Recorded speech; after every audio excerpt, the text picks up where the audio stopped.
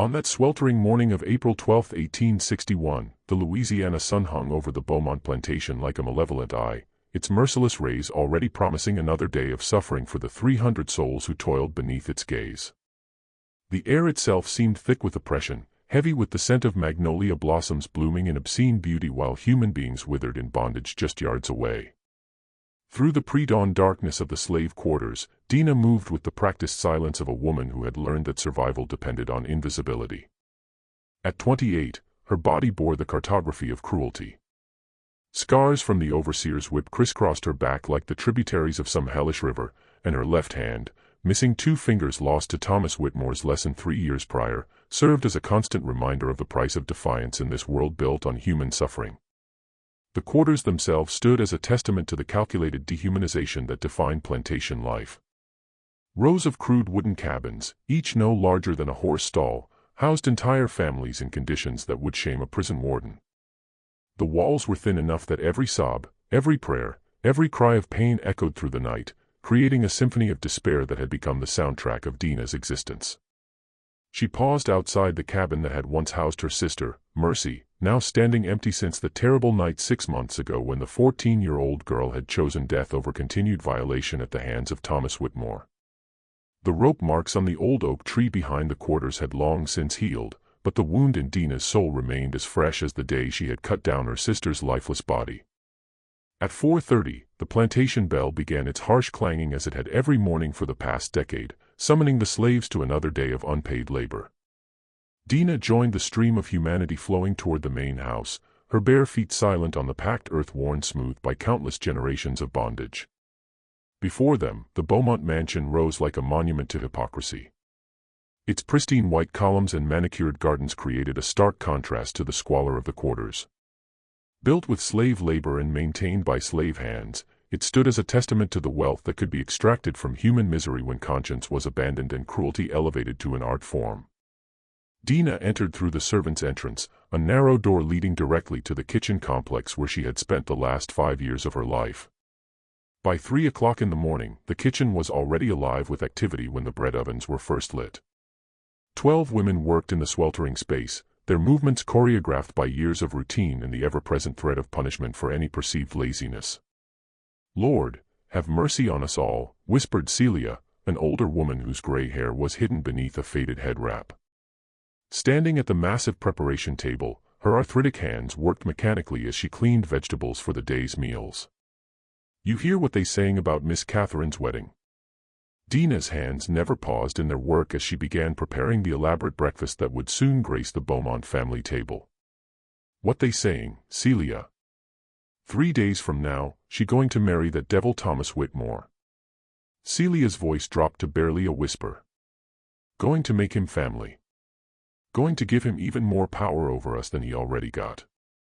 At the mention of Thomas's name, the knife in Dinah's hand, a simple kitchen blade she had been sharpening in secret for months, seemed to grow heavier. She thought of Mercy's broken body, of the countless other women who had suffered under his brutality, of the children sold away from their mothers to satisfy his greed. "Some devils," Dinah murmured, her voice so quiet that only Celia could hear, "need to be sent back to hell." The older woman's eyes widened with understanding and terror. She had seen that look before in the eyes of slaves who had reached the breaking point, who had decided that death was preferable to continued degradation. "Child, don't you go thinking thoughts that'll get you killed. We got to endure. It's all we can do." Before Dinah could respond, the kitchen door burst open with such violence that several of the women jumped in fear. Thomas Whitmore strode into the room like a conquering general surveying his domain, his presence immediately transforming the atmosphere from quiet desperation to absolute terror. At 35, Thomas was a man who had perfected cruelty into a science. Tall and broad-shouldered with pale blue eyes that seemed to look right through a person's humanity to catalog their potential for exploitation, he carried himself with the confidence of someone who had never faced consequences for his actions. His hands, Dinah noticed, were soft and well-manicured, the hands of a man who inflicted pain but never performed honest labor. "Where's my breakfast?" he demanded, his voice carrying the authority of someone accustomed to immediate obedience. The slaves in the kitchen immediately averted their eyes, their bodies instinctively shrinking away from his presence. Mamelo, the head cook whose own daughter had been sold away the previous year to pay for Thomas's new horse, stepped forward with a silver tray laden with fine china and crystal. "Right here, Master Thomas. Just like you like it." Thomas examined the tray with the critical eye of a man who found fault as easily as breathing. "The eggs are too runny," he declared, though Dinah could see from where she stood that they were prepared exactly as he preferred them. "And this coffee is cold." Without warning, he swept the entire tray from Mamelo's hands, sending china crashing to the floor and scalding coffee splashing across the woman's arms. She bit back a cry of pain, knowing that any sound of protest would only worsen her punishment. "Clean this up," Thomas ordered, his voice devoid of any emotion, "and prepare it again properly this time." As Mamelo knelt to gather the broken pieces, her hands trembling from pain and humiliation, Thomas's gaze swept across the other women in the kitchen. When his eyes fell on young Rebecca, barely 16 and new to the house staff, Dinah saw his expression change in a way that made her stomach turn. "You," he said, pointing at Rebecca with one pale finger. "Come here." The girl approached slowly, her dark eyes wide with fear. She had been in the main house for only 2 weeks, transferred from fieldwork after her mother had begged Mrs. Beaumont for mercy following Rebecca's collapse from heat exhaustion. Thomas circled around her like a predator studying prey, his gaze lingering on her young body in a way that made every woman in the kitchen understand exactly what he was thinking. "You're new to housework, aren't you?" "Yes, Master Thomas," Rebecca whispered, her voice barely audible. "Good. Fresh blood is always refreshing." His smile was cold and predatory. "I think you and I need to have a private conversation about your duties tonight after the family retires." The implication was clear to everyone in the room, and Dinah felt the rage that had been simmering in her chest for years begin to boil. She thought of Mercy, of the night Thomas had dragged her sister from this very kitchen to his cabin, of the broken girl who had returned the next morning and never spoken again. "Master Thomas," Dinah said quietly, stepping forward before she could stop herself.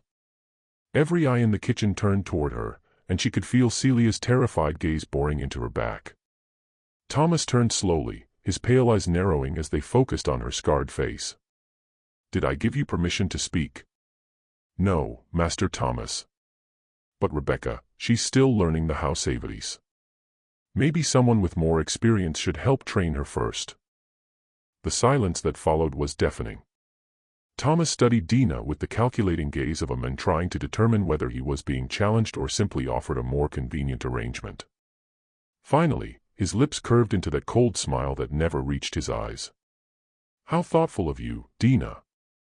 Always looking out for the younger ones." He moved closer, close enough that she could smell the whiskey on his breath and see the cruelty that lived behind his civilized facade. "But I think Rebecca is quite capable of learning on her own. Aren't you, girl?" Rebecca nodded frantically, tears streaming down her face, as she realized that her fate had been sealed by a few casual words from a man who viewed her as nothing more than property to be used and discarded. Thomas turned back to Dinah, his expression thoughtful. "You know, I've been watching you lately. 5 years you've been working in this kitchen, and in all that time, you've never given me any real trouble. Never tried to run, never talked back, well, until today. Never caused problems." He paused, studying her mutilated hand. "Why is that?"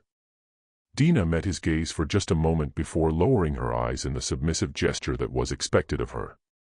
"I learned my place, Master Thomas." "Learned it well." "Yes, you did." His voice carried a note of satisfaction, as if her broken spirit was a personal accomplishment. "That's what I like to see.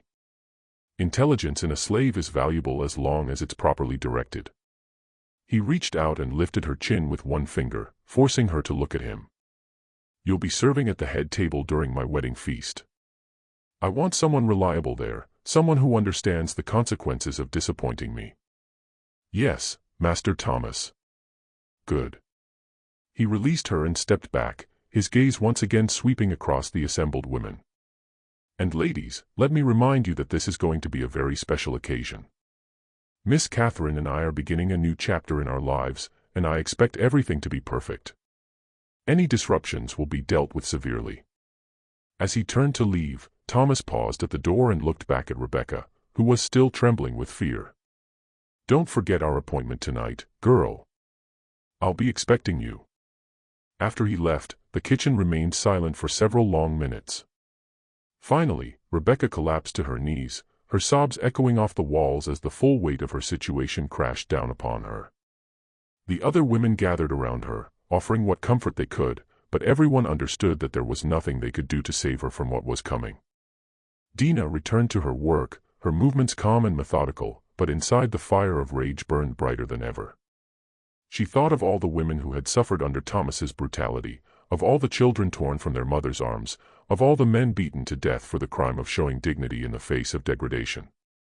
That evening, as the sun set behind the cypress trees bordering the plantation, Dinah sat alone in her small cabin, carefully cleaning and sharpening her blade by candlelight. The steel gleamed in the flickering flame, its edge now honed to razor sharpness through months of patient preparation. She could hear Rebecca's muffled sobs coming from Thomas's cabin, could hear his rough laughter and crude commands. Each sound was like a nail being driven into the coffin of her restraint. Each cry a reminder of why justice demanded action rather than patience. 3 more days. In 3 days, Thomas Whitmore would marry Catherine Beaumont in a ceremony that would celebrate love and new beginnings for the white folks. But for Dinah, it would be something else entirely.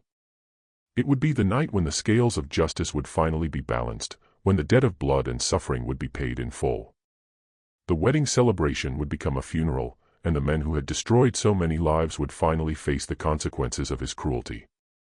As she worked the whetstone along the blade's edge, Dinah whispered the names of all those who had suffered under Thomas's reign of terror: Mercy, Rebecca, Sarah, Mary, countless others whose names had been forgotten by everyone except those who had loved them.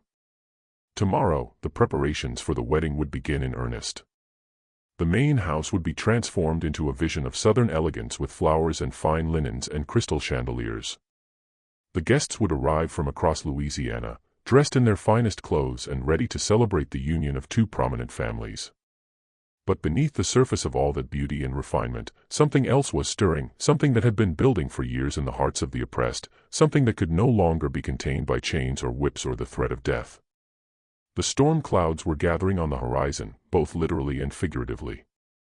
And at the center of that approaching tempest stood a woman with a blade in her hand and justice in her heart, ready to show the world that even the most powerless could become instruments of divine retribution when pushed beyond the limits of human endurance. The second day before the wedding dawned with an oppressive humidity that seemed to press down upon the Beaumont plantation like the weight of accumulated sins. The air hung thick and motionless, pregnant with the promise of storms, both meteorological and human. Even the Spanish moss draping the ancient oak trees seemed to hang more heavily than usual, as if nature itself sensed the approaching violence. Dinah rose before the plantation bell, as had become her custom in recent months. In the pre-dawn darkness of her cramped cabin, she performed the ritual that had sustained her through 3 years of planning. She unwrapped the kitchen knife from its hiding place beneath a loose floorboard, running her thumb along its edge to test its sharpness. The blade had become an extension of her will, honed not just to physical perfection, but to spiritual purpose.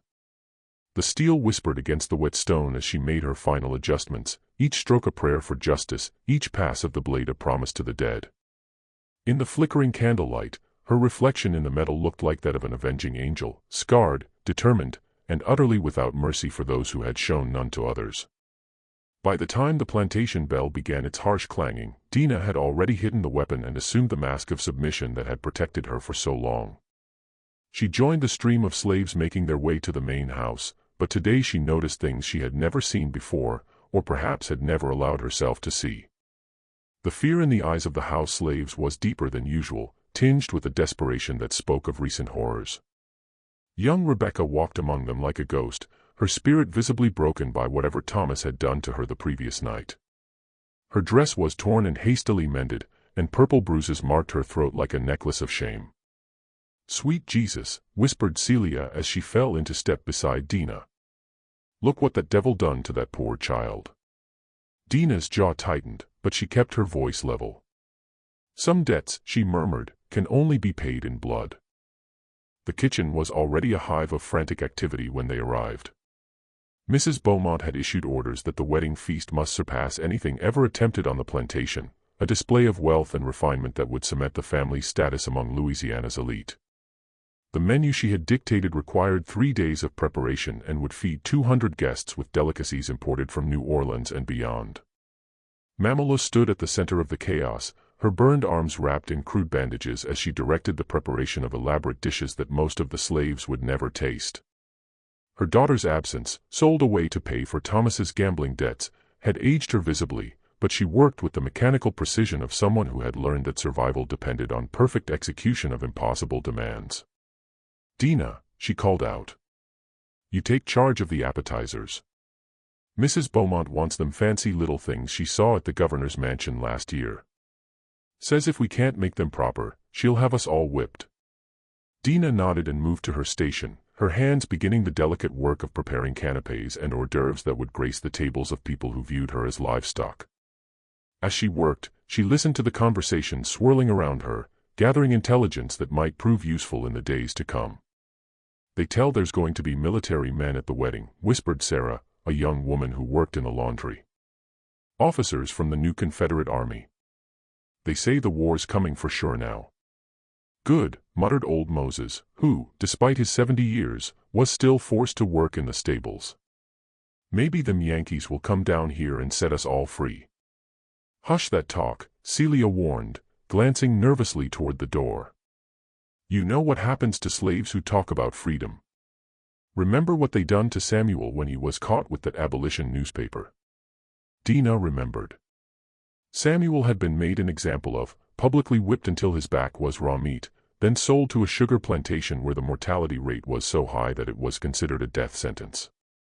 His crime had been learning to read and possessing a single page from an abolitionist publication that had somehow made its way to the quarters. The morning progressed with increasing intensity as more supplies arrived from New Orleans. Wagons loaded with fine wines, exotic spices, and delicacies that cost more than most slaves would see in a lifetime rolled up the plantation's circular drive. Each delivery was supervised by Thomas personally, his pale eyes cataloging every item with the obsessive attention of a man who viewed the wedding as a coronation. Around noon, he entered the kitchen to inspect the preparations, his presence immediately silencing all conversation. He moved through the workspace like a general reviewing troops, his gaze sharp and critical as he examined each dish in progress. "This sauce is too thin," he declared, pointing at a delicate reduction that had taken hours to prepare. "And these pastries look like something a field hand would make." Mamalo stepped forward, her voice carefully modulated to show proper deference. "We can fix them, Master Thomas. Just need a little more time." Thomas's voice rose dangerously. "The guests begin arriving tomorrow, and you're telling me you need more time. Perhaps you need motivation instead." Without warning, he backhanded Mamalo across the face, the sound of the blow echoing through the kitchen like a gunshot. The elderly woman stumbled backward, blood trickling from her split lip, but she made no sound of protest. "Let that be a reminder to all of you," Thomas announced to the room. "This wedding will be perfect, or you'll all pay the price. I won't have my reputation damaged by the incompetence of slaves." His gaze swept across the assembled women, lingering on each face as if memorizing them for future punishment.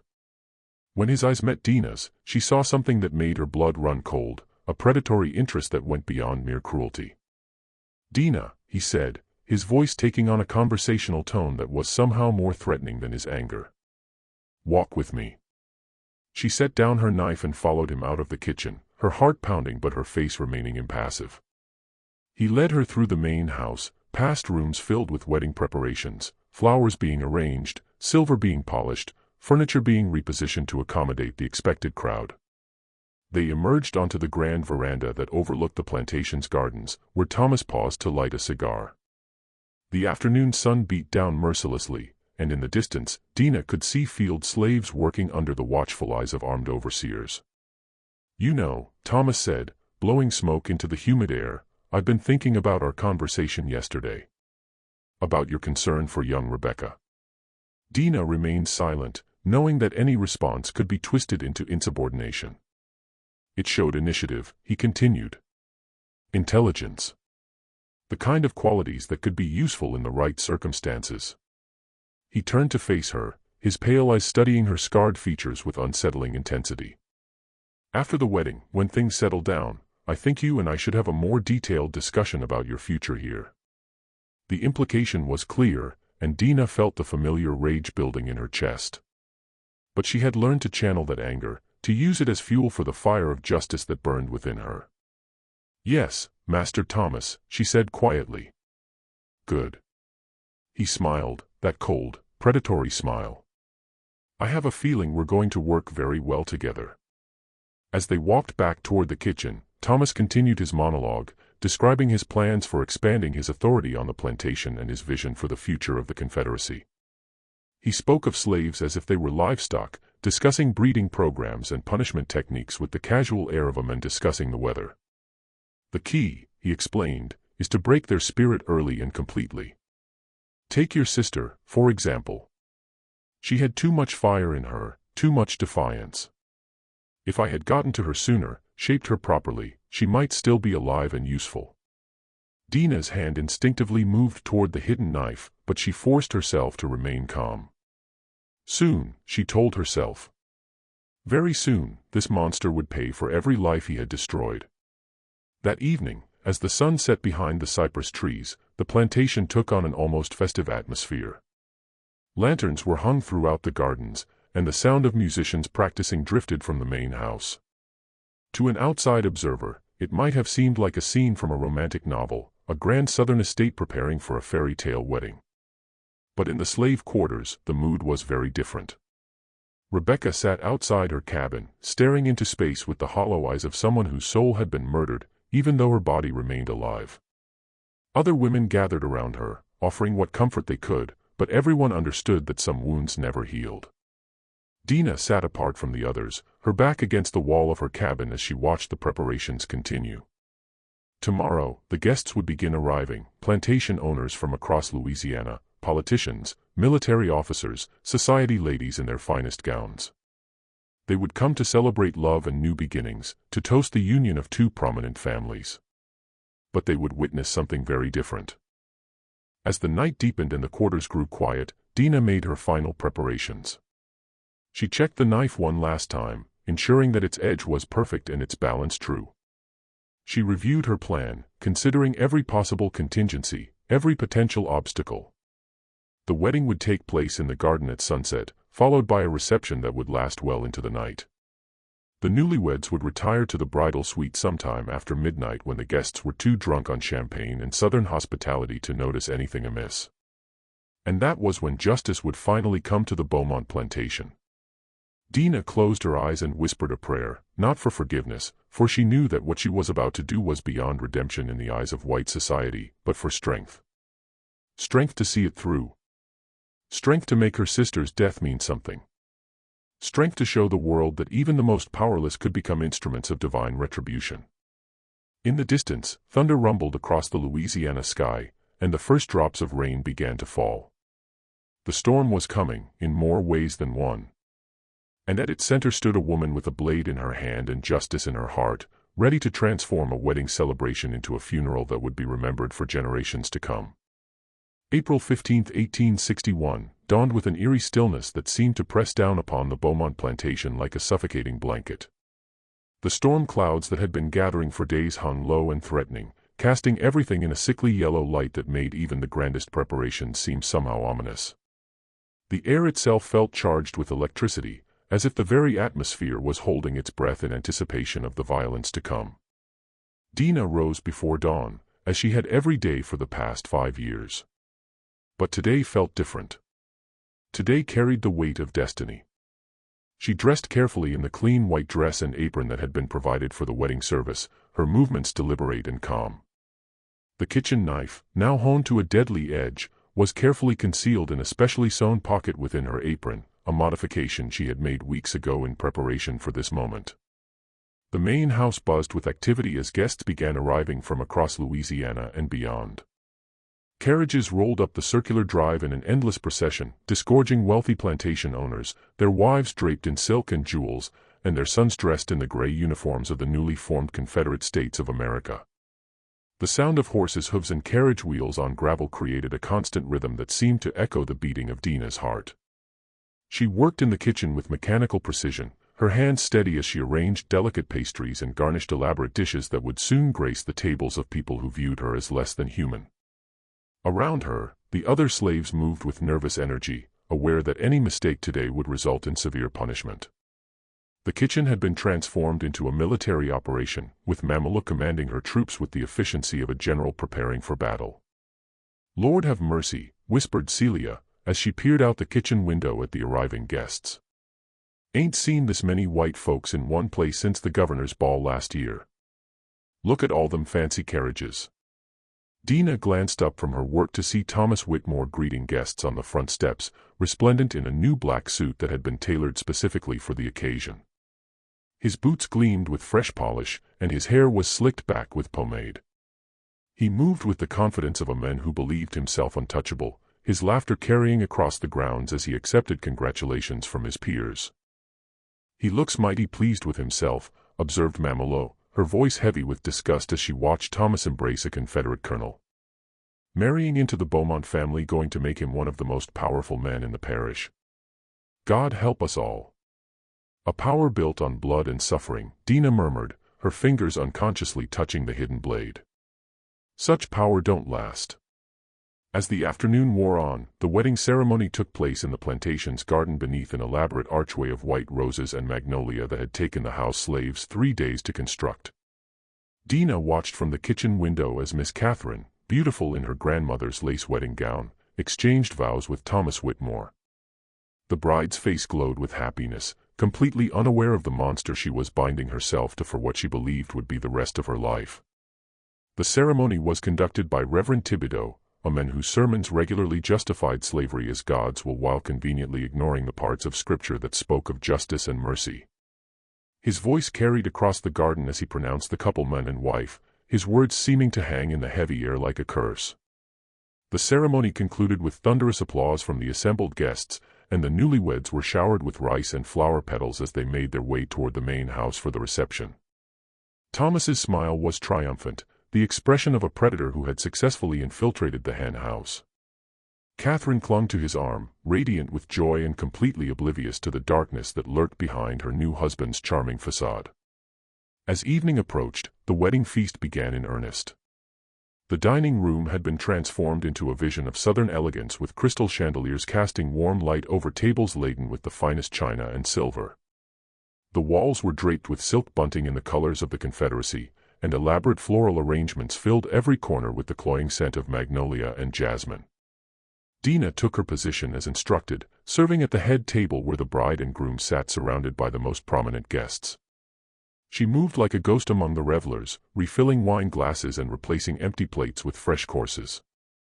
The guests barely acknowledged her presence, treating her as they would a piece of furniture, useful but utterly beneath their notice. The conversation at the head table was a mixture of wedding congratulations and political discourse about the war that was tearing the nation apart. Colonel Morrison, a grizzled veteran of the Mexican War, regaled the table with stories of Confederate victories while predicting a swift end to the conflict. "Mark my words," he declared, raising his wine glass in a toast. "This war will be over by Christmas. The Yankees don't have the stomach for a real fight, and they certainly don't understand what they're fighting for. We're defending our way of life, our very civilization."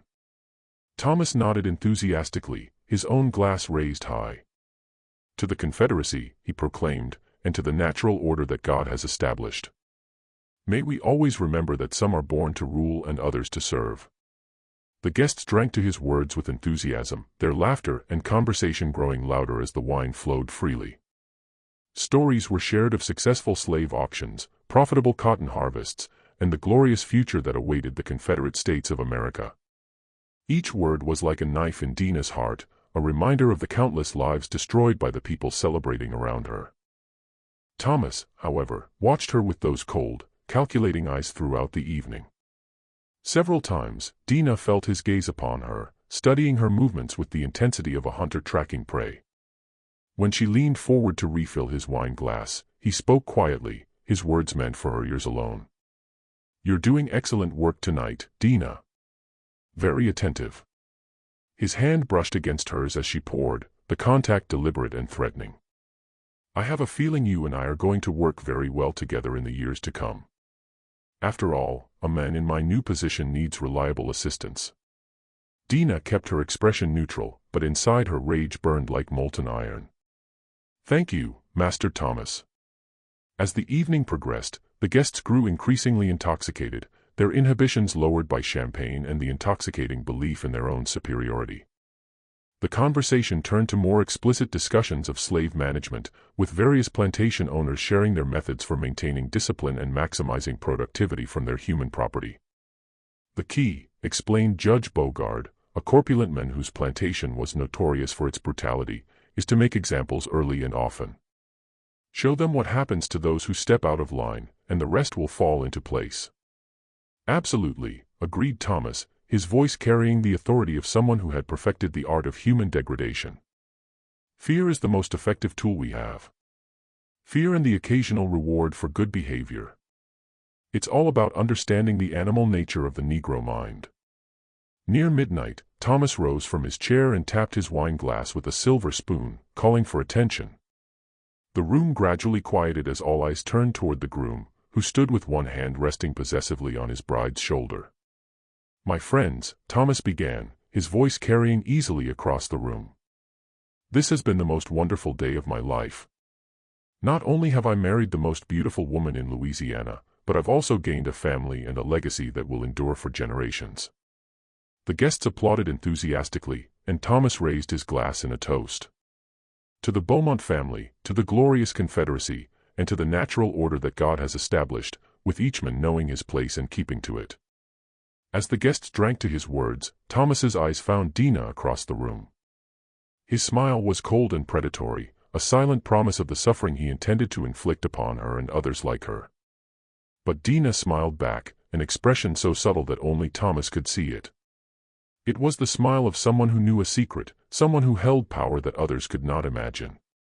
The wedding celebration continued late into the night, but as the clock struck 2 o'clock in the morning, the guests began to retire to their rooms. The newlyweds made their final rounds, accepting congratulations and well wishes from the remaining revelers before announcing their intention to retire to the bridal suite. Dinah watched from the shadows as Thomas and Catherine made their way up the grand staircase, his arm around her waist in a gesture that appeared loving to the casual observer but which Dinah recognized as possessive and controlling. The bride's laughter echoed through the hallway as they disappeared into the east wing, where the bridal suite had been prepared with silk curtains, fresh flowers, and the finest linens money could buy. As the last of the guests stumbled to their rooms, drunk on champagne and southern hospitality, the house settled into an uneasy quiet. The servants began the massive task of cleaning up after the celebration, but Dinah had other plans. She slipped away from the kitchen, moving through the darkened corridors with the silent grace of someone who had memorized every creaking board and loose floorboard during her years of servitude. Justice had been patient for far too long.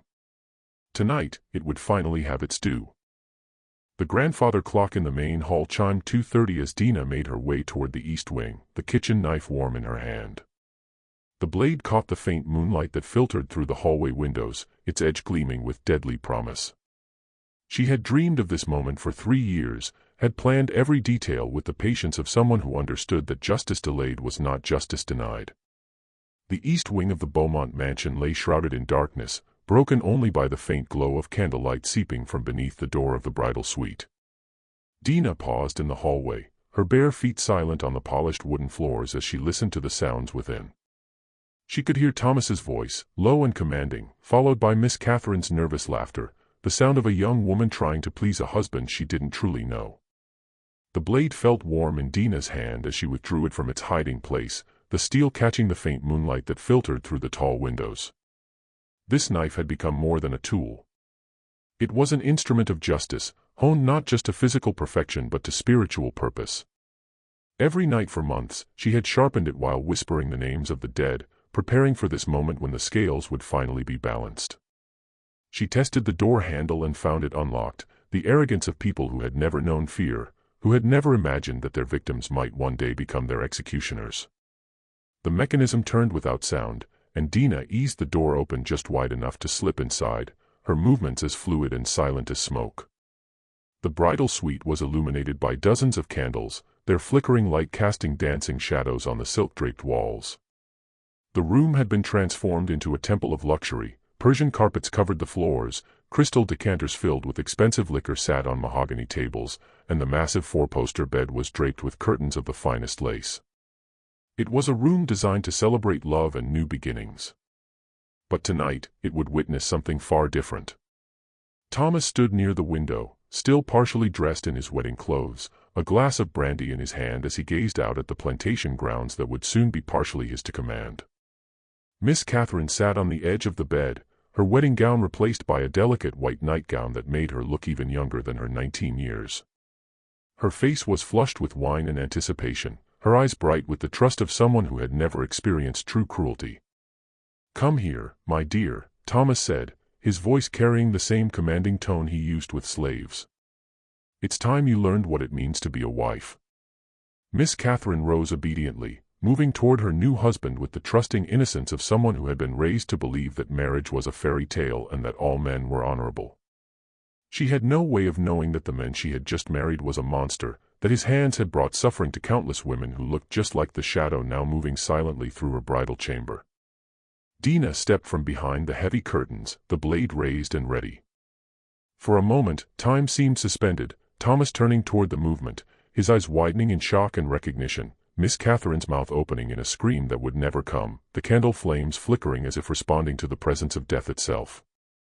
"You," Thomas whispered, his hand moving instinctively toward the pistol he kept on the nightstand. "What are you?" The blade moved with the speed of lightning and the precision of years of planning. Dinah's first strike caught Thomas across the throat, opening a crimson smile that silenced his words forever. His brandy glass shattered on the floor as he stumbled backward, his hands clutching at the wound that was already pumping his life onto the expensive Persian carpet. Miss Catherine's scream finally found its voice, a piercing shriek that cut through the night air like a banshee's wail. But Dinah was already moving, her movements fluid and purposeful, driven by 3 years of accumulated rage and the memory of every injustice she had witnessed. The second strike took the bride across the chest, the blade sliding between ribs with surgical precision. Miss Catherine's eyes went wide with shock and incomprehension as she looked down at the spreading crimson stain on her white nightgown. "This is for Mercy," Dinah whispered as Miss Catherine collapsed to her knees, her hands pressed against the wound in a futile attempt to stem the flow of blood. "This is for Rebecca. This is for every woman you destroyed, every child you sold, every life you ruined." Thomas was still alive, gasping and choking on his own blood as he tried to crawl toward his weapon. Dinah knelt beside him, her face calm and serene in the candlelight, transformed by the righteousness of her purpose. "You remember my sister, don't you?" she asked quietly, her voice as gentle as a mother singing a lullaby. "Mercy. 14 years old. Sweet as honey, until you got your hands on her. She hung herself rather than live with what you did to her." Thomas's eyes were wide with terror and the growing realization of his own mortality. He tried to speak, but only blood emerged from his ruined throat, bubbling and frothing as his life ebbed away. "I want you to know," Dinah continued, her voice never rising above a whisper, "that this is just the beginning. Every plantation owner, every overseer, every white man who thinks he owns us, they're all going to learn what happens when you push people too far." With swift, practiced movements, Dinah began the work that would give her the name that would be whispered in terror throughout the South for generations to come. She had watched the process performed on animals countless times during her years on the plantation, but never with such personal satisfaction, never with such a sense of divine purpose. The scalping knife moved with the skill of someone who understood anatomy, who knew exactly where to cut and how much pressure to apply. Thomas's pale hair came away in her hands like a trophy, still warm with the life that had just fled his body. Miss Catherine's golden locks followed. Their beauty transformed into a symbol of justice served. When her work was complete, Dinah stood in the center of the bridal suite, her white dress now stained with the blood of her enemies. The scalps of Thomas Whitmore and Catherine Beaumont hung from her belt like trophies, their hair still gleaming in the candlelight. The room that had been prepared for love and new beginnings had been transformed into a charnel house, a testament to the fury that had been unleashed upon those who had shown no mercy to others. She moved to the window and looked out at the plantation grounds where the slave quarters stood dark and silent. Soon the alarm would be raised. Soon the manhunt would begin. But for now, in this moment of perfect justice, Dinah felt something she had not experienced in years. She felt free. The storm outside was growing stronger, the rain lashing against the windows as if the very heavens were weeping for the blood that had been spilled. Lightning illuminated the room in stark white flashes, and thunder rolled across the Louisiana sky like the voice of an angry God approving of the justice that had been served. But Dinah was not finished. This was only the beginning of a reckoning that would shake the foundations of the South itself. She had tasted justice, and it was sweeter than honey, more intoxicating than wine. The blood on her hands was not a stain but a baptism, marking her transformation from victim to avenger. She gathered what she needed from the room: Thomas's pistol, his money, anything that might prove useful in the days to come. Then she made her way to the window, where a rope of knotted bedsheets would provide her escape route. She had planned this moment down to the smallest detail, had prepared for every contingency. As she prepared to leave, Dinah took one last look at the bodies of her enemies.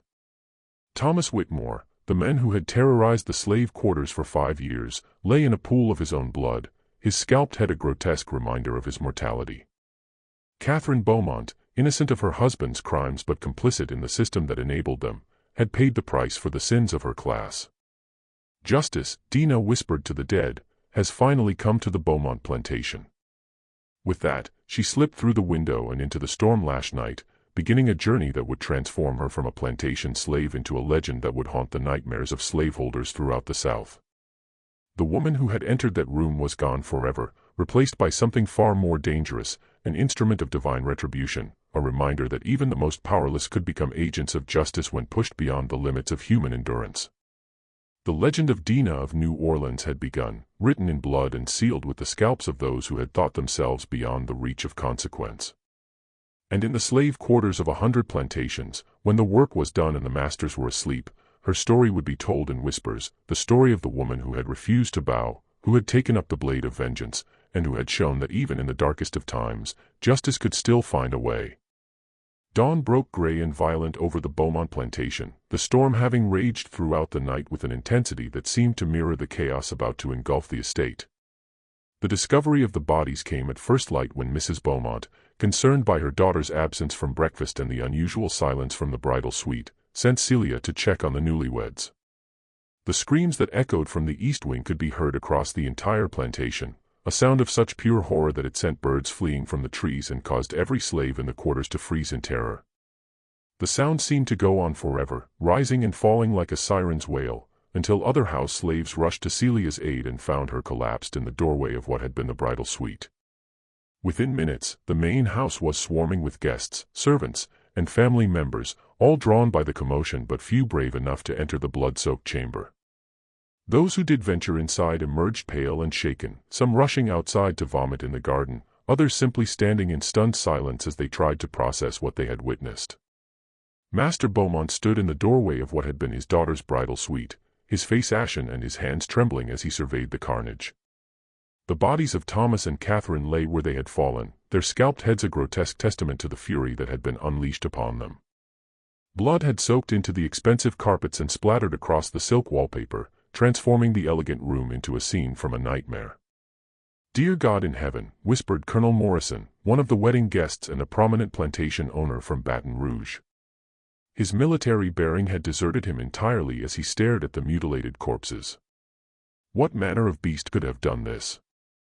Sheriff Thibodeau arrived within the hour, his weathered face grim as he examined the scene with the methodical attention of a man who had seen violence in many forms. He was a veteran of the Mexican War and had dealt with slave uprisings, duels between gentlemen, and the brutal realities of plantation justice. But nothing had prepared him for the calculated savagery displayed in the bridal suite. "This wasn't random," he announced to the assembled crowd after completing his initial examination. "This was personal. Whoever did this knew exactly what they were doing and why they were doing it.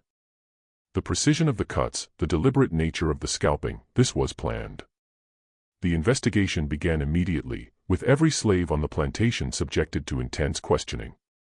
The house slaves were examined for blood on their clothing, their quarters searched for weapons, their alibis scrutinized with the thoroughness of men who understood that their entire way of life was under threat. But Dinah was nowhere to be found. Her cabin stood empty, her few possessions scattered as if she had left in haste. The other slaves claimed ignorance of her whereabouts, their faces masks of carefully controlled fear. They knew that admitting any knowledge of Dinah's plans would result in their own deaths, but they also understood that their silence might not save them from the wrath that was about to descend upon the plantation. "She's been planning this," declared Overseer Jenkins, Thomas's second-in-command, who had assumed control of the slave operations. He was a thin, nervous man who had always lived in Thomas's shadow and now found himself thrust into a position of authority he was ill-equipped to handle. "That woman has been biding her time, waiting for the perfect moment to strike." Sheriff Thibodeau nodded grimly as he studied the reports that were already beginning to accumulate. "What do you know about her background? Any history of violence or rebellion?" "She lost 2 fingers to Thomas about 3 years ago," Jenkins replied, consulting a ledger that contained the plantation's disciplinary records. "Punishment for insubordination. Had a sister who killed herself rather than submit to proper discipline. Always been quiet. But there was something in her eyes. Something dangerous." The manhunt began at noon, with armed posses spreading out across the Louisiana countryside like a plague of locusts. Bloodhounds were brought in from neighboring parishes, their baying echoing through the bayous as they followed Dinah sent through the swamplands that bordered the plantation. The dogs were the finest in the state, trained specifically for tracking runaway slaves. But even they seemed confused by the trail that led into the treacherous waters of the Atchafalaya Basin. Dinah had not fled randomly. She had spent months studying the terrain, learning the hidden paths through the cypress swamps, identifying the abandoned cabins and forgotten settlements where a fugitive might find temporary shelter. She moved through the wilderness with the skill of someone who had been planning this escape for years, using every trick she had learned from other runaways who had passed through the plantation over the years. The search parties found evidence of her passage: a torn piece of fabric caught on a thorn bush, footprints in the mud beside a bayou, the cold ashes of a fire that had been carefully concealed. But each clue led them deeper into the swampland, where the very landscape seemed to conspire against their efforts. The cypress trees grew so thick that sunlight barely penetrated to the water below, and the mist that rose from the stagnant pools created an otherworldly atmosphere that unnerved even the most experienced trackers. By evening, the search parties had found nothing but false trails and dead ends. The bloodhounds lost her scent at the edge of Bayou Lafourche, where the muddy waters had swallowed all trace of her passage. It was as if she had simply vanished into the Louisiana wilderness, becoming one with the shadows and mists that shrouded the ancient swamplands. News of the murders spread like wildfire throughout the South, carried by telegraph lines and word of mouth from plantation to plantation. Each retelling added new details and embellishments, transforming the story into something approaching legend. The scalping of a white overseer and his bride on their wedding night was unprecedented, a violation of the natural order so profound that it shook the confidence of every slave owner from Virginia to Texas. "This is what comes of treating them too gently," declared Senator Bogard at an emergency meeting of the Louisiana Planters Association held in New Orleans 3 days after the murders. "We've allowed them to forget their place, to imagine themselves capable of such abominations." But other voices spoke of a different fear, the fear that Dinah's actions might inspire others to similar acts of rebellion. If one slave woman could strike such a blow against the system that oppressed her, what might happen if her example spread? The very foundation of Southern society was built upon the assumption that slaves would accept their bondage, that they could be controlled through a combination of paternalistic care and brutal punishment. Dinah had shattered that assumption with a kitchen knife and a thirst for justice. The reward for Dinah's capture was set at $5,000, an enormous sum that drew bounty hunters from across the region. Wanted posters bearing her description were distributed throughout the South, warning that she was extremely dangerous and should be approached with utmost caution. The posters described her as a murderess, who had committed unspeakable acts of savagery, but they failed to capture the intelligence and determination that had made her escape possible. But as the days passed and the search continued to yield nothing, a different kind of story began to emerge from the slave quarters and freedmen communities. Whispered tales of a woman who had struck back against her oppressors, who had shown that even the most powerful white men were not beyond the reach of justice. The stories grew with each telling, becoming more elaborate and mythical until Dinah was transformed into something approaching a folk hero. In the cotton fields of Mississippi, slaves sang work songs that told of a woman who had refused to bow. In the rice paddies of South Carolina, Mothers told their children stories of someone who had shown that freedom could be taken, not just given. In the sugar plantations of Louisiana, the name Dinah became a whispered prayer for deliverance, a reminder that even in the darkest of times, resistance was possible. The authorities tried to suppress these stories, but they spread like wildfire through the underground networks that connected slave communities across the South. Each telling added new details, new embellishments, until the real Dinah became inseparable from the legend that was growing around her name. Meanwhile, the search continued with increasing desperation. Additional troops were brought in from New Orleans, and the reward was increased to $10,000, a sum that represented more money than most people would see in a lifetime. Professional slave catchers, men who made their living hunting human beings, converged on Louisiana from across the South, drawn by the promise of wealth and the challenge of capturing the most wanted fugitive in the region. But Dinah remained a ghost, a shadow moving through the vast Louisiana wilderness. The swamplands that had seemed like a prison to her during her years of bondage had become her sanctuary, a place where she could move freely while her pursuers stumbled through unfamiliar terrain. She had become something more than human in the eyes of both her followers and her enemies, a force of nature, an instrument of divine justice, a reminder that no system of oppression could forever contain the human spirit's desire for freedom. The legend of Dinah was beginning to take shape, growing with each passing day until she became something more than a fugitive slave. She was becoming a symbol of resistance, a reminder that even the most powerless could become instruments of justice when pushed beyond the limits of human endurance. And somewhere in the vast Louisiana wilderness, Dinah herself continued to move through the shadows, her work far from finished. The blood of Thomas Whitmore and Catherine Beaumont was only the beginning of a reckoning that would echo through the halls of power for generations to come. 3 months had passed since the wedding night massacre, and still Dinah remained a ghost haunting the Louisiana bayou. The massive manhunt had gradually diminished as other concerns, the escalating civil war, the Union blockade of southern ports, the growing unrest among slave populations throughout the Confederacy, demanded the attention of authorities.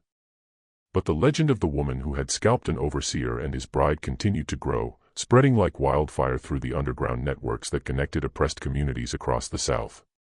Sheriff Thibodeau sat in his office in New Orleans, studying the reports that crossed his desk with increasing frequency and growing alarm. 3 more plantation overseers had been found dead in the past month.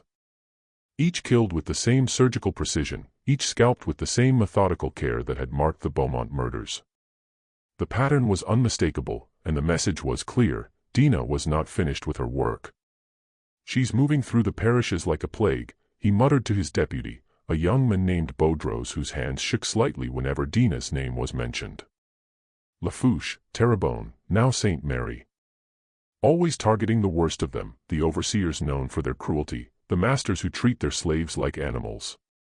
The truth was more complex than the authorities realized. Dinah had not been working alone during these months of apparent invisibility.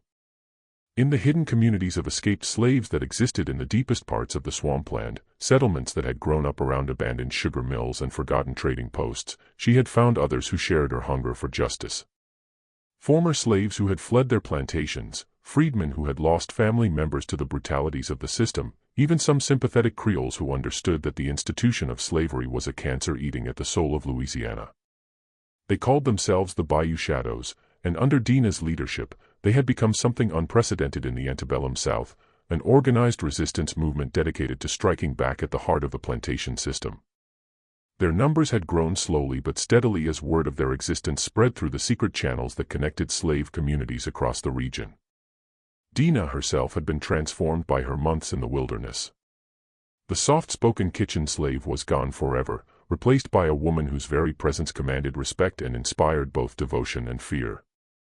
Her hair, now grown long and wild, was adorned with the scalps of her victims, a grisly crown that marked her as something beyond the comprehension of civilized society. Her eyes, once filled with the resigned despair of the oppressed, now burned with the fire of righteous vengeance. On a humid evening in July, she stood before a gathering of 37 escaped slaves in an abandoned sugar mill deep in the Atchafalaya Basin.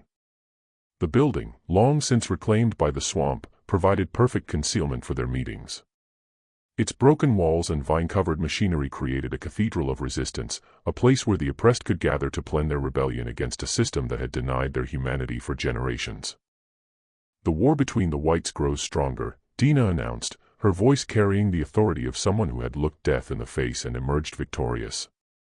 They're pulling men away from the plantations to fight their battles. Guards are fewer, discipline is looser, and fear is growing in the big houses. The time has come to strike harder, to show them that their world is built on sand. Among her followers was Marcus, a blacksmith who had escaped from a plantation near Baton Rouge after watching his 8-year-old son sold away to pay his master's gambling debts. His massive hands, scarred by years of working hot metal, now crafted weapons for the resistance. There was Sarah, barely 18 but already bearing the scars of unspeakable abuse, who had become one of Dinah's most trusted lieutenants. Old Moses, a man of 70 who had spent his entire life in bondage until Dinah's example had shown him that freedom was possible, served as the group's spiritual leader and keeper of their oral traditions. "What you asking of us, Dinah?"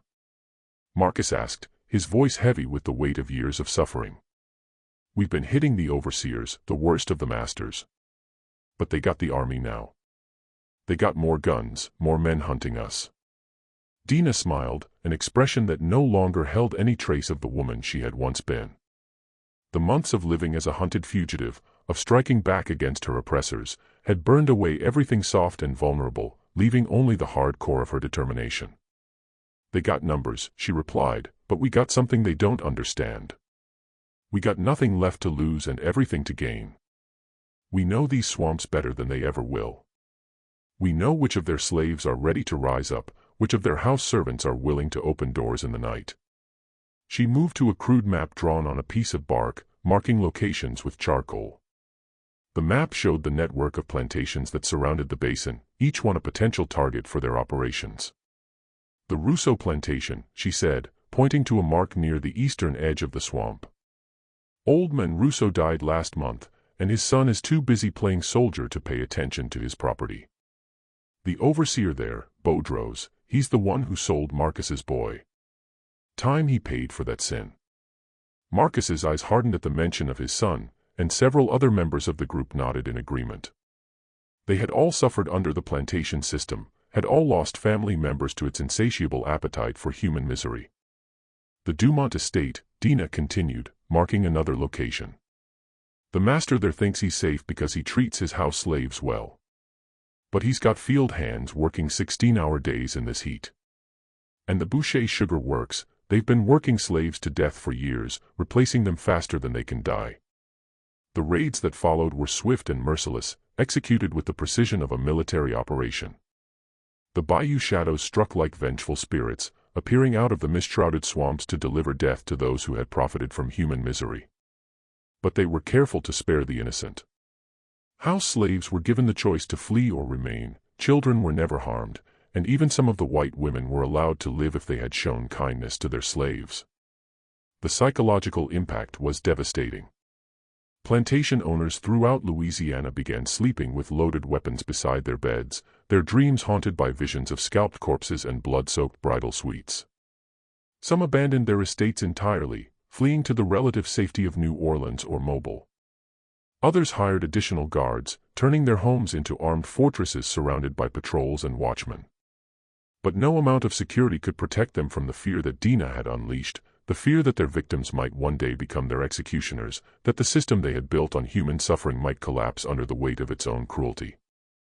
The legend grew with each passing month, spreading far beyond the borders of Louisiana. In slave quarters throughout the South, mothers would tell their children stories of the woman who had refused to accept her chains, who had shown that even the most powerful white man could bleed and die like any other mortal.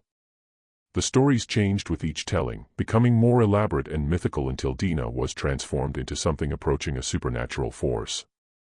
Some said she could walk on water, moving across the bayous without leaving a trace. Others claimed she could become invisible at will, striking her enemies and vanishing before they could react. Still others whispered that she had made a pact with the spirits of the swamp, that the ghosts of murdered slaves guided her blade and protected her from harm. The authorities tried desperately to counter these stories, offering increasingly large rewards for information leading to Dinah's capture. The bounty on her head eventually reached $20,000, a sum that represented more wealth than most people could imagine. Professional slave catchers, bounty hunters, and even some Union spies attempted to penetrate the swamplands in search of the legendary fugitive, but none returned with anything more than tall tales and empty hands. By the winter of 1861, as the Civil War raged across the continent and the Confederacy struggled to maintain control over its territory, Dinah had become something unprecedented in American history, a slave who had successfully waged war against the institution of slavery itself. The authorities had long since given up hope of capturing her alive, focusing instead on damage control and trying to prevent her example from inspiring wider rebellion. But in the deepest parts of the Louisiana bayou, where the cypress trees grew thick and the mist never fully lifted, Dinah continued her work. She had become something more than human in the eyes of both her followers and her enemies, a force of nature, an instrument of divine justice, a reminder that no system of oppression could forever contain the human spirit's desire for freedom. The scalps that adorned her hair now numbered in the dozens, each one representing a life taken in the name of justice, each one a message to those who would enslave their fellow human beings. She had become the nightmare that haunted every plantation owner's sleep, the shadow that moved through their dreams, the promise that someday, somehow, the scales of justice would be balanced. The bayou shadows had grown into a formidable force, with cells operating throughout the Louisiana wetlands and beyond. They had developed their own codes, their own rituals, their own methods of communication that allowed them to coordinate attacks across vast distances. Dinah had become not just their leader but their inspiration, the living proof that resistance was possible even in the face of overwhelming odds. As the war continued to rage and the old order began to crumble, the legend of Dinah of New Orleans took on new meaning. She was no longer just a fugitive slave seeking personal vengeance. She had become a symbol of the inevitable reckoning that awaited all those who built their wealth and power on the suffering of others. And in the slave quarters of 100 plantations, when the work was done and the masters were asleep, the story of Dinah would be told in whispers, the story of the woman who had refused to bow, who had taken up the blade of vengeance, and who had shown that even in the darkest of times, justice could still find a way.